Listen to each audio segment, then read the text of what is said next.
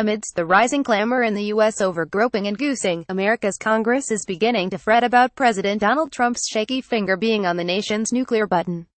The Air Force officer that dutiy trails the president carries the electronic launch codes in a black satchel that could ignite a world war that would largely destroy our planet. This is rather more serious than groping and pinching.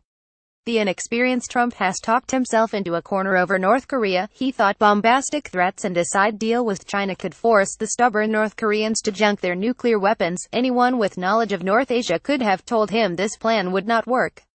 Trump threatened North Korea with fire and fury, a clear allusion to the use of nuclear weapons. The North Koreans mooned the tough-talking president and went ahead with their nuclear programs, so Trump's big bluff was called a huge embarrassment for the amateur president who evaded military service in the 1960s. On top of that, the wicked North Koreans referred to Trump as old. He reposted that North Korean leader Kim Jong-un was short and fat. It is to this level of kindergarten invective that we have sunk. Idiotic kids armed with nuclear weapons. Time to buy old U.S. gold coins. American Raj America. Eric Margolis best price $14.93, buy new $77 as of 0200's details. Nuclear war is absolutely unthinkable, totally crazy. Yet serious discussion is underway in military and neocon war circles about a nuclear war against North Korea and, even crazier, against Iran and Russia. Welcome home, Dr. Strangelove. Responsible people in government are increasingly worried that President Trump might ignite nuclear war to salvage his bruised ego and to show the Asians who is boss. Trump has already ranked North Korea with heavy bombers, strike aircraft, 3 heavy aircraft carriers and fleets of warplanes in Japan, South Korea and Guam. A single incident, a naval clash, a mining, an air encounter, could set the stage for war. Senior U.S. officers have been telling Trump the same message that this column has delivered for years, that North Korea's nuclear arsenal is unlikely to be destroyed by even a surprise nuclear attack. The Pentagon admits that a ground invasion of North Korea would be far too costly. A decade-old Rand Corp study estimated U.S. losses would be in the range of 250,000 men.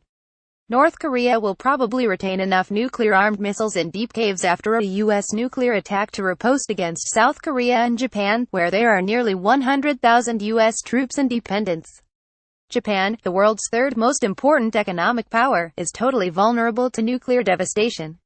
Nuclear-armed China and Russia are right next door to North Korea. Trump's threats to attack North Korea might force them to challenge the U.S. in a major confrontation. The head of South Korea's ruling party just insisted that the U.S. must not attack North Korea without her nation's prior consent, which will not likely be given. War at the top of the Eric Margolis best price $2.99, buy new $22.99 as of 10/20's details. Washington is planning large, new provocative military exercises around North Korea, just the type of saber-rattling that provoked the current crisis. China urged Washington to call off its warlike actions and, in exchange, for North Korea to stop testing nuclear warheads and missiles. Sensible, of course, but Chief Crusader Trump rejects such plans and keeps sending mixed messages to the world. If he really wanted peace with North Korea, all he would have to do is fly to Pyongyang, bury the hatchet, and shoot some rounds of golf with Kim Jong-un, who would be thrilled to pieces. This is unlikely to happen. Meanwhile, senior military officers and some in Congress who actually mastered high of school are trying to figure out how to keep the volatile Trump away from the nuclear trigger. According to the U.S. Constitution, Congress has the power to declare war, but the president has a residual right to initiate military action in the event of a sudden threat. The fate of the globe cannot be left in the hands of one man. Even Russia and China require some checks and balances before nuclear war is unleashed. The U.S. apparently does not. Some senior officers say they would refuse to obey an illegal order, but none refused when it came to the unjustified attack on Iraq and war against Syria.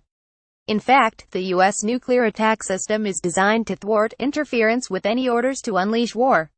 A no-first-use pledge would be a positive step, to be sure. A better way would be for Congress to mandate a collegial decision to use nuclear weapons that would involve the President, Vice President, Secretary of State, Chief of Staff and Chief Justice. This, of course, would not apply if the U.S. was under nuclear attack, but even certainty of attack can be uncertain, as numerous nuclear crises during the Cold War showed. The urgent message of the day is President Trump, step away from that nuclear button and calm down. The best of Eric Margolis.